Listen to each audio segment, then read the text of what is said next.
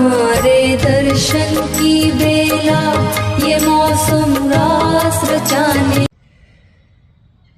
ओशो ने एक बार बहुत साल पहले किसी संदर्भ में बोला था कि मेरे काम का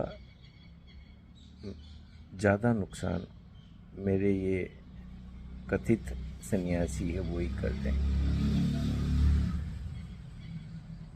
निश्चित रूप से ओशो के पास अगर कोई रूपांतरण के लिए आए, ध्यान के लिए आए, उनकी अंडरस्टैंडिंग के लिए आए, उनके जो मैसेज है उसके लिए आए तो बात समझ आती है। लेकिन फिर कई लोगों के दूसरे कारण भी होते हैं, बहुत सारे कारण होते हैं जिसका ओशो से कोई संबंध नहीं है। वो भी कुछ न कुछ कपड़े तो पहन लेंगे, माला भी पहन लेंगे, तो बहुत हर कोई पहन सकता है। फिर जो उनके मन में आता है वो करते रहते हैं, क्योंकि उनको न तो ओशो से प्रेम है, न ओशो के संदेश की कोई समय से, और ध्यान की कोई या रूपांतरण की कोई प्यास है। और फिर मनमानी बातें जो भी ओशो के नाम से करते रहते हैं, अपनी मूर्ता के ओशो को कंधे पे डाल के चलाते रहते हैं। और डेफिनेटली ओशो के देश से जाने के बाद और अब पिछले कुछ सालों में तो ऐसे लफंगों की बाढ़ सी आ गई है। कोई आश्रम बना रहे हैं, कोई कम्यून बना रहे हैं, कोई ये कर रहे हैं, कोई वो कर रहे हैं, कहीं रिंग मास्टर है, कहीं लट भारती, और सबकी अपनी अपनी मुझे मरोड़ रहे हैं, दावे कर रहे हैं।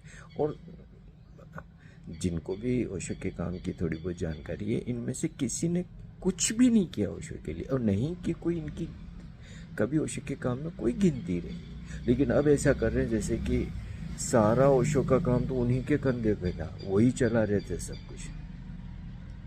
और फिर उनको ऐसे जो गंवार अंधभक्त है वो मिल जाते हैं, हो जी हो जी हो जी।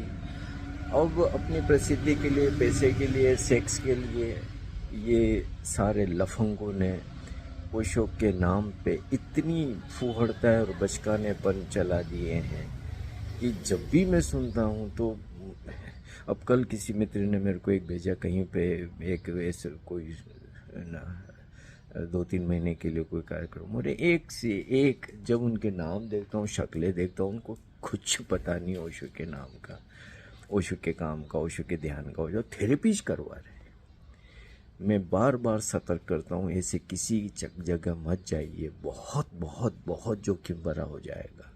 क्योंकि किसी को कुछ लेना देना नहीं है, कुछ भी कर रहे हैं, उन्होंने ना कोई प्रशिक्षण लिए, ना उनको कोई समझ है। और निश्चित रूप से मैं ये भी कह सकता हूँ पूरे दम से कि पैसे तो तुम्हारे लूटते ही हैं ये लोग, और बेवकूफ़ भी तुम्हें खूब बनाते हैं। लेकिन स्त्रियों के साथ भी ये बहुत गंदे लोग होते हैं, और वहाँ पे काफ़ी गंदगी हो सकती है, क्योंकि ये कई ओशो की बातों को तोड़ मरोड़ को ऐसे करते हैं कि फिर स्त्रियों को भ्रमित करना भी आसान हो जाता है। और कहीं बुराई नहीं है, जो भी जिसको करे करे, लेकिन ओशो के नाम से तो नहीं करे ना। ओशो तो ऐसी बातें कहीं नहीं बोले जो ये इस तरीके की बेवकूफ़ियाँ कर रहे हैं। लेकिन अब चल रही है किसों को, और कई बार औरतें भ्रमित भी हो जाती है यार कि ओशो के ऐसे निकट के ऐसे बुद्ध हो गए, हमें मेरे को थोड़ा सा सहारा दे रहे हैं। वो सहारा नहीं, तुम्हारी ज़िंदगी तबाह कर देंगे। क्योंकि कुछ करना है तो अपने विवेक से करो, समझ से करो, अपने निर्णय से करो, न कि इन ढोकलेबाजों के झूठ से, फरेब से करो। ये बलात्कार होगा, ये बलात्कार, और ये बलात्कारी हैं, ओशो के नाम से बलात्कार कर रहे हैं। ये लुटेरे हैं, ओशो के नाम से पैसा लूट रहे हैं। ये हत्यारे हैं कि ओशो के नाम से लोगों की भावनाओं की हत्या कर रहे हैं। कल मैं किसी की पोस्ट पढ़ रहा था जिसमें मैंने एक लट्ठ भारती का देखा, उसने पता नहीं क्या क्या ओशो के लिए बोला है, कौन सी साधना है ये, जैसे उसको बड़ा पता है ओशो की साधनाओं का।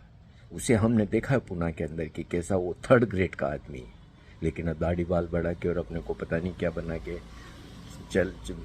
अरे करना जो तुझे कर यार भाई, अपने दम पे करना, अपने नाम से करना। ओशो को क्यों बीच में लाता है, और ओशो के नाम पे ऐसी अपनी फुहड़ताएं क्यों डाल रहा है। लेकिन ये लेगेसी करने वालों को इन सब हत्यारों से कुछ लेना देना नहीं है। ये मार रहे हैं ओशो के संदेश को, लेकिन वो चलेगा, वो छोटा सा जमीन का टुकड़ा रहे कि नहीं रहे, उसके लिए सारे, क्योंकि ये जो लेगेसी की बातें कर रहे हैं वो भी उसी थैली के चट्टे बट्टे हैं। उनको भी कुछ भी पता नहीं है, न ओशो का, न ओशो के काम का, न ध्यान का, न रूपांतरण का। वो भी इसी कामों के लिए आए हुए हैं वहाँ पे। इसीलिए उनको तो वो बहुत अच्छे लगते हैं, उनको तो बड़े वो समर्पित शिष्य लगते हैं, लगेंगे कि उनकी उन्हीं की बिरादरी के हैं। ध्यान करना किसको, क्या मैं इतना पागल हूँ क्या? मुझे भी पता चलता है जब लोगों से बात करता हूँ या लोगों के कामों को देखता हूँ, कोई ध्यान की प्यास मुझे नजर नहीं आती। सबके अपने अपने निहित स्वार्थ है। कुछ साल पहले की बात है, मेरे को एक कुछ मित्र ने फ़ोन किया कि हम चाहते हैं कि एक दिवसीय आप हमारे यहाँ के ध्यान करो। मैंने कहा मैं करवा दूँगा। अब सालों ध्यान किया, थेरेपिस्ट के ये रिजॉर्ट में भी सालों तक ध्यान करवाए, तो मैंने कहा हाँ मुझे कोई दिक्कत नहीं, अच्छा लगेगा मुझे लोगों के साथ ध्यान करके ध्यान के बारे में कुछ अपना अनुभव शेयर करके।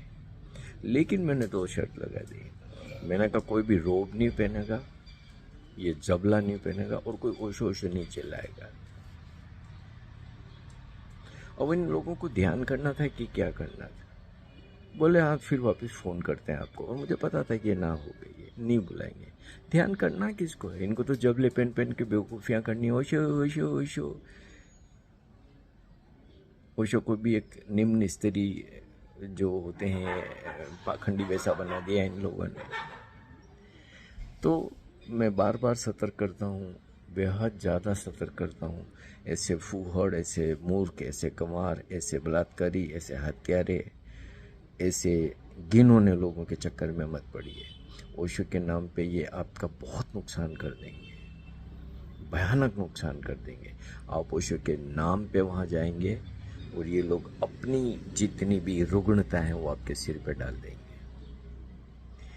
एक बार हिंदी के प्रवचन में ओशो ने ये बात भी कही थी भारत के संदर्भ में विदेशियों को, कि तुम विदेशों में रहते हो, भारत के अध्यात्म के बारे में सुनते हो, उपनिषदों के बारे में सुनते हो, बुद्ध के बारे में सुनते हो, कई तरीके के अद्भुत भक्तों के बारे में सुनते हो, गीता के बारे में। तुम्हें ऐसा लगता है कि ऐसा भारत है, लेकिन फिर भारत की तो अपनी समस्याएं हैं।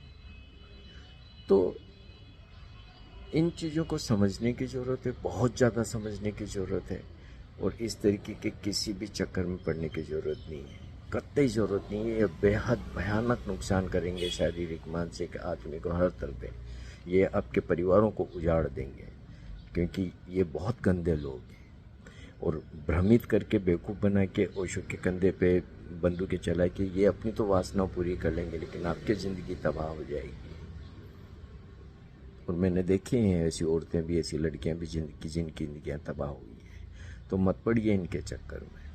अपनी ज़िंदगी को अपने ढंग से जीजिए, अपने निर्णय लीजिए, जो आपको अच्छा लगता है वो करिए। ये फूहड़ आपको झूठ बोल के, पाखंड बोल के आपके शारीरिक, मानसिक, भावनात्मक, आर्थिक शोषण करते हैं, तो ये तो ओशो के नाम पे नहीं होना चाहिए ना। तो सतर्क रहिए, ओशो को पढ़िए, ओशो को सुनिए, ध्यान करिए, उतना काफ़ी है। किसी ऐसे लफंगे के पास जाने की ज़रूरत नहीं है। हमारे चैनल को सब्सक्राइब करिए, लाइक करिए, शेयर करिए और आर्थिक मदद करिए।